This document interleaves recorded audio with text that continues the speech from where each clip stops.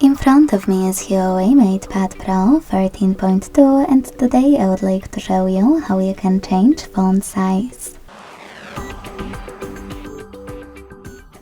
Begin by launching Settings. When you're ready, select Display and Brightness right away and then tap on Text Size and Weight. As you can see, font size slider is over here. To adjust font size, you need to use it and check out preview above.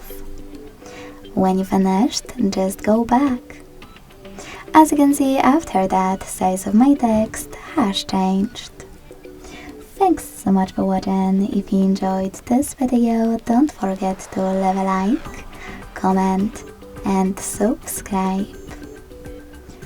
Bye!